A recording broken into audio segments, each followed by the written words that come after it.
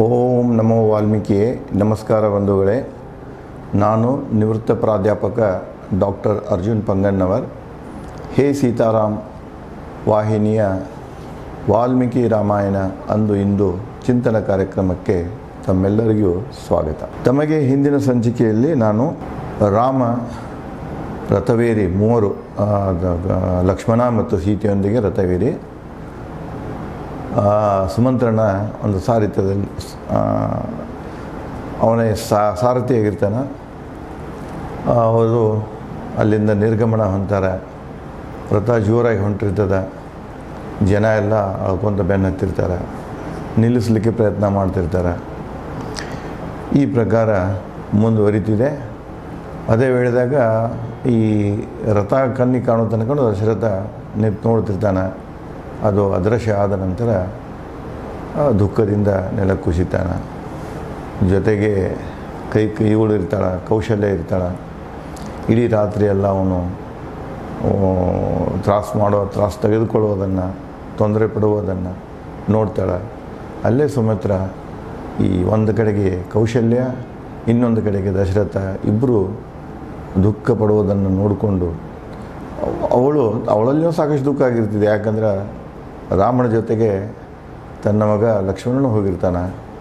ಅದಕ್ಕೆ ಅವಳಿಗೆ ಏನು ಅನ್ನಿಸ್ತಿದೆ ಅಂದರೆ ಅವೆಲ್ಲ ದುಃಖವನ್ನು ಮನಸ್ಸಿನಲ್ಲಿ ಇಟ್ಕೊಂಡು ಸಮಾಧಾನದ ಮಾತು ಹೇಳ್ತಿರ್ತಾಳೆ ಕೌಶಲ್ಯಗೆ. ಮತ್ತು ಕೌಶಲ್ಯ ಅದನ್ನು ಮನವರಿಕೆ ಆಗ್ತಿದೆ ಅವಳಿಗೆ. ಇದು ಅರಮನೆಯಲ್ಲಿ ನಡೆದಂತಹ ಒಂದು ಬೆಳವಣಿಗೆ. ಇನ್ನು ರಾಮನ ಜೊತೆಗೆ ಜನ ಬೆನ್ನತ್ತಿ ಹೊಂಟಿರ್ತಾರೆ. ಅಯೋಧ್ಯವಾಸಿಗಳು ರಾಮನ ರಥ ಮುಂದೆ ಹೊಂಟಿರ್ತದೆ. ಇವರು ಹಿಂದಿಂದನ ಇವರು ಕೆಲವೊಂದು ಮಂದಿ ಕುದುರೆ ರಥ ಓಡೋದ್ರಾಗ ಬಂಡಿ ತೊಗೊಂಡು ಬೆನ್ನು ಹತ್ತಿರ್ತಾರೆ. ಮುಂದೆ ಅವರೆಲ್ಲ ಏನು ಅಂತಿರ್ತಾರೆ ಅಂದ್ರೆ, ಇಲ್ಲಪ್ಪ ನೀನು ಅಯೋಧ್ಯೆಗೆ ಮರಳು, ಇಲ್ಲಂದ್ರೆ ನಿನ್ನೊಂದಿಗೆ ನಾವು ವಾಸಿಸಲು ಅರಣ್ಯಕ್ಕೆ ಬರ್ತೇವೆ ಅಂತ ಹೇಳಿ ರಾಮನನ್ನು ಹಿಂಬಾಲಿಸಿಕೊಂಡು ಹೊಂಟಿರ್ತಾರೆ. ಅದನ್ನೇ ಆ ಸಂದರ್ಭವನ್ನು ವಾಲ್ಮೀಕಿಯವರು ಈ ರೀತಿಯಾಗಿ ಬರೆದಿದ್ದಾರೆ. ವಾಸಿಸಲು ಮಹಾತ್ಮ ರಾಮನೊಂದಿಗೆ ಅರಣ್ಯದಲ್ಲಿ ಅಯೋಧ್ಯೆ ನಾಗರಿಕರು ಹಿಂಬಾಲಿಸಿದರು. ರಾಮನ ಸದ್ಗುಣ, ಪವಿತ್ರ ಚಾರಿತ್ರ್ಯ ಅಯೋಧ್ಯೆ ನಾಗರಿಕರನ್ನು ತನ್ನತ್ತ ಸೆಳೆದಿತ್ತು. ರಾಮನ ಒಂದು ಸದ್ಗುಣ ಚಾರಿತ್ರ್ಯ ಏನಿತ್ತಲ್ಲ, ಒಂದು ವ್ಯಕ್ತಿತ್ವ ಏನಿತ್ತು, ಆ ವ್ಯಕ್ತಿತ್ವ ಅಯೋಧ್ಯೆ ಮಂದಿನ ಸಾಕಷ್ಟು ಏನು ಮಾಡಿತ್ತಂದ್ರೆ ಆಕರ್ಷಣೆ ಮಾಡಿತ್ತು. ರಾಮನಲ್ಲಿ ಒಂದು ಜನರ ಒಂದು ಪ್ರೀತಿ, ವಿಶ್ವಾಸ ಇದೇನಿತ್ತಲ್ಲ, ಅವರು ಆ ಜನರ ಪ್ರೀತಿ ವಿಶ್ವಾಸ ಗೆದ್ದಿದಂಥ ವ್ಯಕ್ತಿತ್ವ ರಾಮನಲ್ಲಿ ಏನಿತ್ತಲ್ಲ, ಆ ವ್ಯಕ್ತಿತ್ವ ಅವರನ್ನು ರಾಮನೊಂದಿಗೆ ಬೆನ್ನು ಹತ್ತುವಂತೆ ಮಾಡಿತ್ತು. ಜನ ಬೆಂಬಲವಿದ್ದರೂ ರಾಮ ತಂದೆ ವಚನ ಪಾಲಿಸಲು ರಾಜ್ಯ ತ್ಯಾಗ ಮಾಡಿದ. ಇಲ್ಲಿ ನೋಡಿ, ಸಾಕಷ್ಟು ಜನರು, ಇಡೀ ಅಯೋಧ್ಯ ಜನರನ್ನು ಬೆಂಬಲ ಅವ್ರದ್ದು ಆಯ್ಕೆ ಇರ್ತದೆ. ಅದು ಇಷ್ಟಿದ್ರೂ ಕೂಡ ಅವನೇನು ಮಾಡ್ತಾನೆ, ತಂದೆ ವಚನ ಪಾಲಿಸುವುದಕ್ಕಾಗಿ ತನಗೆ ಒಲಿದು ಬಂದಂಥ ರಾಜ್ಯವನ್ನು ತ್ಯಾಗ ಮಾಡಿರ್ತಾನೆ. ನಾಗರಿಕ ಕಣ್ಣಲ್ಲಿ ಕಣ್ಣಿಟ್ಟು ನೋಡುತ್ತಾ ರಾಮ ಸಂಬೋಧಿಸಿದನು ಅವರನ್ನು ಸ್ವಂತ ಮಕ್ಕಳಂತೆ. ಅವಾಗ ಅವೇನು ಮಾಡಿದಂದ್ರೆ, ಈ ಜನ ಎಲ್ಲ ಬೆನ್ನತ್ತಿ ಬರಾಕತೈತಿ ಅಂತ ಅಂದ್ಕೊಂಡು ಅವ್ರ ಕಣ್ಣಿಟ್ಟು ನೋಡ್ಕೊಳ್ತಾ ಅವರಲ್ಲಿ ಕೆಲವು ಮಾತುಗಳನ್ನು, ಅವರ ಮನಸ್ಸನ್ನು ಬದಲಿಸುವ ಸಲುವಾಗಿ, ಅವರನ್ನು ಸಮಾಧಾನಪಡಿಸುವ ಸಲುವಾಗಿ ರಾಮ ಅವರನ್ನು ಸಂಬೋಧಿಸಿ ಹೀಗೆ ಹೇಳ್ತಾನೆ. ಅಯೋಧ್ಯವಾಸಿಗಳೇ, ನನ್ನ ಮೇಲಿಟ್ಟ ಪ್ರೀತಿ ಗೌರವ ಭರತನ ಮೇಲೂ ಇರಲಿ, ಅದು ನನಗೆ ಸಂತೋಷ.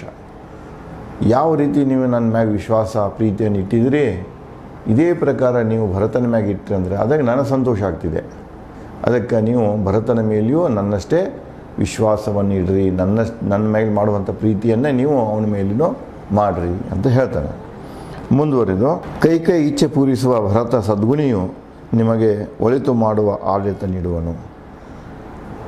ಈಗ ಭರತ ಬಂದ ತಾಯಿಯಾದಂಥ ಕೈ ಇಚ್ಛೆಯನ್ನು ಪೂರೈಸಬೇಕು. ಅವನು ಅಂದರೆ ಪಟ್ಟವನ್ನು ಏರಬೇಕಾಗ್ತಿದೆ. ಅವನು ಪಟ್ಟಿಗೆ ಏರ್ತಾನೆ ತಾಯಿ ಇಚ್ಛೆಯಂತೆ. ಅವನು ಒಳ್ಳೆಯದನ್ನು ಮಾಡ್ತಾನೆ. ನೀವು ಅವನ ಪಟ್ಟಕ್ಕೆ ಏರಿದ ನಂತರ ನಿಮಗೇನಾದರೂ ತೊಂದರೆ ಮಾಡ್ತಾನೆ, ಇದೇನಾದರೂ ಸಂದೇಹಗಳಿದ್ದರೆ, ಸಂಶಯಗಳಿದ್ದರೆ ಅವನ್ನೆಲ್ಲ ಬಿಟ್ಟು ನನ್ನಷ್ಟೇ ಒಳ್ಳೆಯ ವ್ಯಕ್ತಿ ಅದಾನವ. ಪಟ್ಟಕ್ಕೆ ಏರಿದ ನಂತರ ನಿಮ್ಮೆಲ್ಲರಿಗೂ ಸುಖ ಮಾಡ್ತಾನೆ, ನಿಮ್ಮನ್ನೆಲ್ಲ ರಕ್ಷಣೆ ಮಾಡಿಕೊಂಡ ಹೋಗ್ತಾನೆ ಅಂತ ಹೇಳಿ ಅವರನ್ನು ಮನವೊಲಿಸುವ ಸಲುವಾಗಿ ರಾಮ ಆ ನಾಗರಿಕರಿಗೆ, ಬೆನ್ನಟ್ಟಿ ಬಂದಂಥ ನಾಗರಿಕರಿಗೆ ಹೇಳ್ತಾನೆ. ಭರತ ವಯಸ್ಸಿನಲ್ಲಿ ಚಿಕ್ಕವನಾದರೂ ಬುದ್ಧಿವಂತ, ವಿನಮ್ರ, ಸದ್ಗುಣಿ, ನಿಮಗೆ ನ್ಯಾಯ ರಕ್ಷಣೆ ನೀಡುವನು. ಭರತ ನನಗಿಂತೂ ಸಣ್ಣ, ನಾವೀಗ ಅವರು ರಾಮನ ವಯಸ್ಸಿನ ಒಂದು ಕೆಲವೇ ಗಳಿಗಳ ವ್ಯತ್ಯಾಸ ಇರ್ತದೆ. ಇದೆಲ್ಲ ಹರಿಹರಿದಾರರು ಇರ್ತಾರೆ. ಅವನು ಕೂಡ ನನ್ನ ವಯಸ್ಸಿನವ ಚಿಕ್ಕವನ ಇದ್ದಾನೆ, ಆದರೂ ಕೂಡ ನಿಮ್ಮ ರಕ್ಷಣೆ ಮಾಡುವಂಥ ಒಂದು ಸಾಮರ್ಥ್ಯವನ್ನು, ಬಲವನ್ನು ಅವನು ಹೊಂದ್ಯಾನ. ನೀವು ಅವನ ನಂಬ್ರಿ, ಅವನಿಗೆ ಗೌರವ ಕೊಡ್ರಿ ಅಂತ ಹೇಳಿ ರಾಮ ಜನರಲ್ಲಿ ಕೇಳ್ಕೊಳ್ತಾನೆ. ವಿನಮ್ರ ಸದ್ಗುಣಿ, ನಿಮಗೆ ನ್ಯಾಯ ರಕ್ಷಣೆ ನೀಡ್ತಾನವ. ಭರತನು ಯುವರಾಜನೆಂದು ಘೋಷಿಸಿದ್ದು ರಾಜ ದಶರಥ. ದೇಶ ನಾವು ನೀವು ಪಾಲಿಸಬೇಕು. ಈಗ ಭರತನ ರಾಜನಂತ ಘೋಷಣೆ ಮಾಡಿದವರು ಯಾರು? ನನ್ನ ತಂದೆಯಾದಂಥ ದಶರಥ ಮಹಾರಾಜನೇ ಘೋಷಣೆ ಮಾಡ್ಯಾನ. ಈಗ ಘೋಷಣೆ ಮಾಡ್ಯಾನ ಅಂದ ತಕ್ಷಣ ಭರತನ ನಾವು ಸ್ವೀಕಾರ ಮಾಡಬೇಕಾಗ್ತದೆ, ನಾನು ಸ್ವೀಕಾರ ಮಾಡಬೇಕಾಗ್ತದೆ, ನೀವು ಮಾಡಬೇಕಾಗ್ತಿದೆ. ಅದಕ್ಕೆ ಇದು ನನ್ನ ತಂದೆಯ ಆಜ್ಞೆ ಇದೆ, ನನ್ನ ತಂದೆಯ ಇಚ್ಛೆ ಇದೆ. ಅದಕ್ಕೆ ನೀವೆಲ್ಲರೂ ಭರತನಿಗೆ ಗೌರವ ಕೊಡಿ, ಅವರ ಒಂದು ನಿರ್ಧಾರವನ್ನು ಸ್ವೀಕಾರ ಮಾಡ್ಕೊಳ್ಳಿ ಅಂತ ಹೇಳ್ತಾನೆ. ನೀವು ನನ್ನ ಮೆಚ್ಚುಗೆ ಪಡೆಯುವುದಾದಲ್ಲಿ ನಾನು ಅರಣ್ಯದಲ್ಲಿದ್ದಾಗ ರಾಜನಿಗೆ ತೊಂದರೆ ಆಗದಂತೆ ನೋಡಿಕೊಳ್ಳಿ. ನೀವು ಒಂದು ವೇಳೆ ನನಗೆ ಮೆಚ್ಚುಗೆಯನ್ನು ವ್ಯಕ್ತಪಡಿಸಬೇಕಾಗಿತ್ತು ಅಂದರೆ ನೀವೇನು ಮಾಡಬೇಕು? ನಾನು ಅರಣ್ಯದಲ್ಲಿರ್ತೇನೆ, ನೀವು ಮರಳಿ ಅಯೋಧ್ಯೆಗೆ ಹೋಗಿ ಭರತನಿಗೆ ಸಹಕಾರ ಕೊಡಬೇಕು, ನನ್ನ ತಂದೆಗೆ ಸಹಕಾರ ಕೊಡಬೇಕು, ಒಳ್ಳೆಯದಾಗುವುದನ್ನು ನೀವು ಮಾಡಬೇಕು. ಆವಾಗ ಮಾತ್ರ ನೀವು ನನ್ನ ಮೆಚ್ಚುಗೆಯನ್ನು ಪಡೀಲಿಕ್ಕೆ ಸಾಧ್ಯ ಇದೆ. ನನ್ನ ಮ್ಯಾಗ ಇದ್ದಂಥ ನಿಮ್ಮ ಪ್ರೀತಿ ಇದೆಯಲ್ಲ, ಅದರ ಮೆಚ್ಚುಗೆ, ನಿಮ್ಮ ಮೆಚ್ಚುಗೆಯನ್ನು ವ್ಯಕ್ತಪಡಿಸಬೇಕಾಗಿತ್ತಂದರೆ ನನಗೆ ಅರಣ್ಯಕ್ಕೆ ಇರಲಿಕ್ಕೆ ಬಿಡಿ, ನೀವು ಅಯೋಧ್ಯೆಗೆ ಹೋಗಿ ಅವರ ಒಂದು ಆಡಳಿತಕ್ಕಾಗಿ ಆಳಲು ನೀವು ಅವಕಾಶ ಮಾಡಿಕೊಡಿ ಅಂತ ಹೇಳ್ತಾನೆ. ತಂದೆ ವಚನ ಪಾಲನೆ ರಾಮ ನಿಷ್ಠೆ ತೋರಿಸಿದಷ್ಟು ನಾಗರಿಕರು ರಾಮನಲ್ಲಿ ಸ್ವಾಮಿನಿಷ್ಠೆ ಭಕ್ತಿ ತೋರಿಸಿದರು.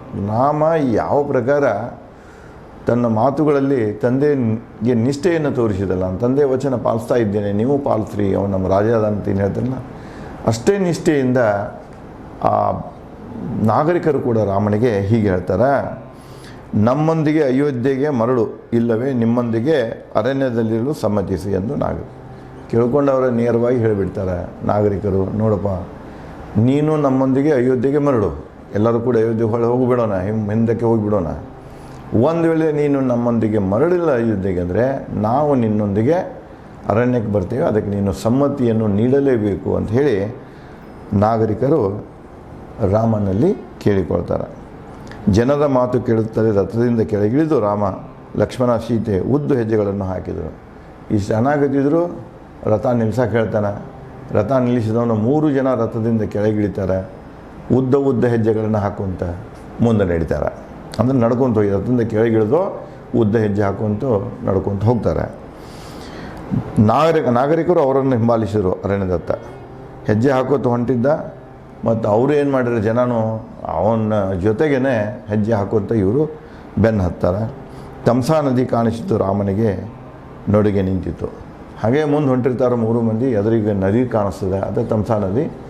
ತಮ್ಸಾ ನದಿ ಇಲ್ಲಿ ನೋಡಿ, ಅಯೋಧ್ಯೆಯಿಂದ ಅವರು ಅರಣ್ಯಕ್ಕೆ ಹೋಗಬೇಕಾಗಿತ್ತಂದ್ರೆ ಅವರು ಉತ್ತರಕ್ಕೆ ಹೋಗೋದಿಲ್ಲ. ಉತ್ತರಕ್ಕೆ ಹಿಮಾಲಯ ಪರ್ವತ ರೇಂಜ್ ಇದೆ, ಅಲ್ಲಿ ಗಂಡಕಿ ನದಿ ಬರ್ತಿದೆ, ಮುಂದೆ ಆ ಕಡೆ ಎಲ್ಲ ಹಿಮಾಲಯ ಬರ್ತಿದೆ. ಆದರೆ ಇವರು ದಂಡಕಾರಣ್ಯ ಅಂದರೆ ದಕ್ಷಿಣಕ್ಕೆ ಇರ್ತದೆ. ಅದಕ್ಕೆ ಇವರು ಅಯೋಧ್ಯದಿಂದ ಗಂಗಾ ನದಿ ಕಡೆಗೆ ಅಂದರೆ ದಕ್ಷಿಣ ದಿಕ್ಕಿನಂತ ಹೋಗ್ತಿರ್ತಾರೆ. ಅಂದರೆ ಅವರಿಗೆ ಗಂಗಾ ನದಿ ದಾಟಿ ದಂಡಕಾರಣ್ಯ ಇರ್ತದೆ, ಆ ದಂಡಕಾರಣ್ಯ ಪ್ರವೇಶ ಮಾಡಬೇಕಾಗಿರ್ತದೆ. ಅದಕ್ಕೆ ಅವರು ಅಯೋಧ್ಯದಿಂದ ದಕ್ಷಿಣದ ಪ್ರಯಾಣ ಮಾಡ್ಕೊಂಡು ಬಂದಿರ್ತಾರೆ. ಆ ದಕ್ಷಿಣ ಕಡೆಗೆ ಅಯೋಧ್ಯೆ ಅಂದರೆ ಸುಮಾರು ಈಗಿನ ಅಂತರ ಪ್ರಕಾರ ನೋಡ್ಬೇಕಾದ್ರೆ ಒಂದು 25-30 ಕಿಲೋಮೀಟರ್ ಅಂತರದಲ್ಲಿ ತಮ್ಸಾ ನದಿ ಇದೆ. ಇವತ್ತು ಆ ತಮ್ಸಾ ನದಿ ಹರಿತಾ ಇದೆ, ಇವತ್ತು ನೋಡಲಿಕ್ಕೆ ಸಿಗ್ತಿದೆ. ಅದರದ್ದು ನಮಗೆ ಅರಣ್ಯಗಳನ್ನು ಕೂಡ ನೋಡಲಿಕ್ಕೆ ಸಿಗ್ತಿದೆ. ಮುಂದೆ ರಾಮ, ಲಕ್ಷ್ಮಣ, ಸೀತೆ ನಡ್ಕೊತ ಹೊಂಟಿರ್ತಾರೆ. ಎದುರಿಗೆ ತಮ್ಸಾ ನದಿ ಕಾಣಿಸ್ಕೊಳ್ತದೆ. ಕಾಣಿಸ್ಕೊಂಡ ನಂತರ ಮುಂದೆ ಇವರು ಜನನೂ ಅವ್ರು ಬೆನ್ನು ಹತ್ಕೊಂಡು ಹೋಗಿಬಿಡ್ತಾರೆ. ಸುಮಂತ್ರ ಕುದುರೆಗಳನ್ನು ಬಿಚ್ಚಿದ ವಿಶ್ರಾಂತಿಗೆ ಎಲ್ಲರೂ ನದಿಯಲ್ಲಿ ಸ್ನಾನ ಮಾಡಿ ವಿಶ್ರಾಂತಿಗೆ ಜಾರಿದರು. ರಾಮ ನದಿ ನೋಡ್ಕೊಂಡು ಅಲ್ಲೇ ನಿಂತು ಬಿಡ್ತಾನೆ. ನದಿ ದಡದ ಮ್ಯಾಗನ ಅದು ವಸತಿ ಮಾಡಲಿಕ್ಕೆ ನಿಂತು ಬಿಡ್ತಾನೆ. ಮತ್ತು ಸುಮಂತ್ರ ಅಲ್ಲಿ ರಥದ ಅಂದರೆ ಕುದುರೆಗಳನ್ನು ಬಿಚ್ಚಿ ಇರ್ತಾರೆ. ಮತ್ತು ಎಲ್ಲರೂ ಅಲ್ಲೇ ಒಂದು ವಸತಿ ಮಾಡುವ ಒಂದು ಉದ್ದೇಶದಿಂದ ರಾಮ ನಿಂತು ಅಂದ್ಕೊಂಡು ತಾವು ಎಲ್ಲ ನಿಂತ್ಕೊಂಡು ನದಿ ಹೋಗಿ ಸ್ನಾನ ಮಾಡಿ ವಿಶ್ರಾಂತಿಗೆ ಜಾರ್ತಾರೆ. ಮುಂದೆ ತಮ್ಸಾ ನದಿ ದಡದಲ್ಲಿ ರಾತ್ರಿ ಕಳೆಯಲು ಸೀತೆಯನ್ನು ನೋಡುತ್ತಾ ರಾಮ ಲಕ್ಷ್ಮಣನಿಗೆ ಹೇಳಿದ. ಇಷ್ಟು ಆಗ್ಬಿಡ್ದಂದ್ರೆ ತಮ್ಸಾ ನದಿ ದಡಕ್ಕೆ ಬರ್ಬಿಡ್ದಂದ್ರೆ ಸೂರ್ಯಾಸ್ತ ಆಗಿರ್ತದೆ, ಸಂಜೆಯಾಗಿ ಸೂರ್ಯಾಸ್ತ ಆಗಿರ್ತದೆ. ಇನ್ನು ಮತ್ತು ರಾತ್ರಿ ಅಂದರೆ ನದಿ ದಂಡೆ ಮ್ಯಾಗ ತೆಗಿಬೇಕಲ್ಲ. ಅದಕ್ಕೆ ಅವ ರಾಮ ಏನು ಮಾಡ್ತಾನಂದರೆ ಸೀತೆಯನ್ನು ನೋಡುತ್ತಾ ಲಕ್ಷ್ಮಣನಿಗೆ ಹೇಳ್ತಾನೆ, ಓ ಲಕ್ಷ್ಮಣ, ಅರಣ್ಯನ ವಾಸದ ಮೊದಲು ರಾತ್ರಿ, ಈಗೇನು ನಾವು ಅದೀವಲ್ಲ, ಈಗ ಇವತ್ತೇನು ನದಿ ದಡದ ಮ್ಯಾಗ ರಾತ್ರಿ ಕಾಯಕ್ಕೆ ಹೊಂಟೇವಲ್ಲ, ಇದು ನಮ್ಮ ವನವಾಸದ ಮೊದಲೇ ರಾತ್ರಿ ಅಂತ ಹೇಳ್ತಾನೆ. ಸೀತೆ ಕಡೆ ನೋಡ್ಕೊಂಡು ಹೇಳ್ತಿರ್ತಾನೆ ಅದನ್ನು. ಇದು ಮೊದಲೇ ರಾತ್ರಿ, ಇಂದು ಬೇಸರ ಬೇಡ, ಎಲ್ಲವೂ ಸರಿ ಹೋಗುತ್ತದೆ. ನದಿ ದಂಡಿ ಬಂದು ಹಾಸಕ ಹೊರತಾಕ ಹೊದಕಿಗೆ ಏನೂ ಇರೋದಿಲ್ಲ. ನದಿ ದಂಡಿ ಮ್ಯಾಗ ನೋಡ್ಕೊಂಡು ಹುಲ್ಲ ಮತ್ತು ಎಲೆಗಳನ್ನು ತಂದು ಹರಡಿಕೊಂಡು ಅವತ್ತು ರಾತ್ರಿ ಕಳಿಬೇಕಾಗಿರ್ತದೆ ಅವರಿಗೆ. ಅದಕ್ಕೆ ಆ ಕಡೆ ಸೀತೆಯನ್ನು ನೋಡ್ಕೊಂತ ಹೇಳಿಬಿಡ್ತಾನೆ, ನೋಡಪ್ಪ ಮತ್ತು ವನವಾಸದ ಮೊದಲೇ ರಾತ್ರಿ ಶುರುವಾಯಿತು ಅಂದರೆ ಕಷ್ಟಗಳು ಇಲ್ಲಿಂದ ಶುರುವಾದವು, ಅದಕ್ಕೆ ಬೇಸರ ಪಡಬಾರ್ದು ನೀವು ಅಂತ ಹೇಳಿ ಆ ಧೈರ್ಯವನ್ನು ತುಂಬ್ತಾನೆ, ಸೀತೆಗೆ ತುಂಬ್ತಾನೆ ಮತ್ತು ಲಕ್ಷ್ಮಣಿಗೆ ಹೇಳುವ ಮೂಲಕ ಸೀತೆಗೆ ಈ ಧೈರ್ಯವನ್ನು ತುಂಬ್ತಾನೆ. ಪಶು ಪಕ್ಷಿಗಳು ಮರಳುತ್ತಿವೆ ತಮ್ಮ ಆಶ್ರಯದತ್ತ, ಕತ್ತಲಾದಂತೆ ರೋಜಿಸುತ್ತಿದೆ ಅರಣ್ಯ ಎಲ್ಲ ದಿಶೆಯಿಂದ. ನೋಡಿ, ಈಗ ಸೂರ್ಯಾಸ್ತ ಆಗ್ತಾಯಿದೆ, ಕತ್ತಲಾಗ್ತಾ ಇದೆ. ಪಕ್ಷಿಗಳೇನು ಮಾಡ್ತಾವಂದ್ರೆ ಸಂಜೆ ಆದ ತಕ್ಷಣ ಕತ್ತಲೆ ಹೆಂಗೆ ಬೆಳಲಿಕ್ಕೆ ಶುರು ಆಗ್ತದಲ್ಲ, ಅವೆಲ್ಲನೂ ಮರಳಿ ತಮ್ಮ ಗೂಡು ಬಂದ ಸೇರ್ತಾವೆ, ಗೂಡಿನಲ್ಲಿ ಉಳಿತಾವ. ಅದಕ್ಕೆ ಈಗೆಲ್ಲ ಪಕ್ಷಿಗಳಲ್ಲಿ ಏನಾಗ್ತವೆ, ಗೂಡಿನತ್ತ ಮರಳ್ತಾ ಇವೆ, ಕತ್ತಲಾಗ್ತಾ ಇದೆ. ಮತ್ತು ಕತ್ತಲಾದಂಗೆ ಏನಾಗ್ತಿದೆಪ್ಪ ಅಂದ್ರೆ ಅರಣ್ಯದ ಎಲ್ಲ ದಿಶೆಯಿಂದನೂ ಒಂದು ಪ್ರಕಾರದ ರೋಧನೆ ಕೇಳಿಬರ್ತಿದೆ, ಪ್ರಾಣಿಗಳದು ಪಕ್ಷಿಗಳದು ಒಂದು ರೋಧನೆ ಕೇಳಿಬರ್ತಿದೆ ಅಂತ ಹೇಳ್ತಾನೆ. ನಮ್ಮ ಅಗಲಿಕೆಯಿಂದ ನಿಶ್ಚಿತವಾಗಿ ಅಯೋಧ್ಯ ಜನ ಶೋಕದಲ್ಲಿರು. ನಾವಂತೂ ಬಂದುಬಿಟ್ಟೇವೆ, ನಮ್ಮ ಜೊತೆಗೆ ಕೆಲವೊಂದು ಜನ ಬಂದಾರೆ, ಬಟ್ ಅಯೋಧ್ಯದಲ್ಲಿ ಉಳಿದಂಥ ಜನ ನಿಶ್ಚಿತವಾಗಿಯೂ ಇವತ್ತು ರಾತ್ರಿ ಸಂಪೂರ್ಣ ಶೋಕದಲ್ಲಿ ಇರ್ತಾರೆ, ಮಲಗುವುದಿಲ್ಲ, ಊಟ ಮಾಡೋದಿಲ್ಲ, ಅದಕ್ಕೆ ಶೋಕದಲ್ಲಿರ್ತಾರೆ ಅನ್ನುವಂಗೆ ಅದನ್ನು ನೆನಪಿಸಿಕೊಂಡು ಹೇಳ್ತಾನೆ. ತಂದೆ ತಾಯಿ ನೆನಪಿಸಿ ಶೋಚನೀಯ ನನಗೆ ಹತ್ತು ಹೀನರಾದರು ಅವರು. ನನಗನಿಸಿದೆ ನಮ್ಮ ತಂದೆ ತಾಯಿ ಅಗಲಿಕೆಯಿಂದ ಭಾಳ ಅವರಿಗೆ ಏನಾಗಿದೆ ಅಂದರೆ ಶೋಚನೆ, ದುಃಖ ಆಗಿದೆ. ಆ ದುಃಖದಲ್ಲಿ ಅವರೆಲ್ಲರೂ ಹತ್ತು ಕಣ್ಣು ಏನಾಗಿರ್ಬೇಕಂದ್ರೆ ಅವ್ರದ್ದು ದೃಷ್ಟಿಹೀನ ಆಗಿರ್ಬೇಕು, ನಿತ್ರಾಣ ಆಗಿರಬೇಕು ಅಂತ ರಾಮ ತಂದೆ ತಾಯಿನ ನೆನಪಿಸಿಕೊಳ್ತಾನೆ. ಭರತನ ಸದ್ಗುಣ ಪದೇ ಪದೇ ನೆನಪಿಸಿ ತಂದೆ ತಾಯಿಯ ರಕ್ಷಣೆ ಭರವಸೆ ಮೂಡುತ್ತೆ ನನಗೆ ಅಂತ ಹೇಳ್ತಾನೆ. ಭರತನ ಒಂದು ಲಕ್ಷಣಗಳನ್ನು ನೋಡಬೇಕಾದ್ರೆ, ಸ್ವಭಾವ ನೋಡಬೇಕಾದ್ರೆ, ವ್ಯಕ್ತಿತ್ವ ನೋಡಬೇಕಾದ್ರೆ, ನಾ ಬಂದರೂ ಕೂಡ ನನ್ನ ಅನುಸ್ಥಿತಿಯಲ್ಲಿ ಭರತ ಪಟ್ಟಕ್ಕೇರಿದ ನಂತರ ನನ್ನ ತಂದೆ ತಾಯಿಗಳನ್ನು ಸರಿಯಾಗಿ ನೋಡ್ಕೊಂಡು ಹೋಗ್ತಾನೆ, ಎಲ್ಲರಿಗೂ ರಕ್ಷಣೆ ಕೊಡ್ತಾನೆ ಅನ್ನುವಂಥ ಭರವಸೆ ನನಗಿದೆ ಅಂತ ರಾಮ ಈ ಮಾತುಗಳನ್ನು ಆಡ್ತಾನೆ. ಓ ಲಕ್ಷ್ಮಣ, ನನ್ನೊಂದಿಗೆ ನೀ ಬಂದಿರುವುದು ಒಳ್ಳೆಯದೇ. ಲಕ್ಷ್ಮಣ, ನೀ ನನ್ನ ಜೊತೆಗೆ ಬಂದೆಲ್ಲ, ಇದು ಒಳ್ಳೆಯದಾತಪ್ಪ.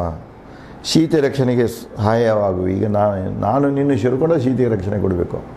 ನೀನು ಬರ್ತಿದ್ದಿಲ್ಲ, ಸೀತೆಯ ರಕ್ಷಣೆ ನನ್ನ ಇದಾಗ್ತಿತ್ತು. ಈಗ ಏನು ಮಾಡಿ ನೀನು ಬಂದದ್ದು ಚಲೋ ಆಯಿತು, ನನಗೆ ಸಹಾಯವಾಗ್ತೀಯ ನೀನು, ಮತ್ತು ಇಬ್ಬರು ಸೇರಿಕೊಂಡ್ರೆ ನಾವು ಸೀತೆಯ ರಕ್ಷಣೆಯನ್ನು ಮಾಡಬೇಕಾಗ್ತಿದೆ.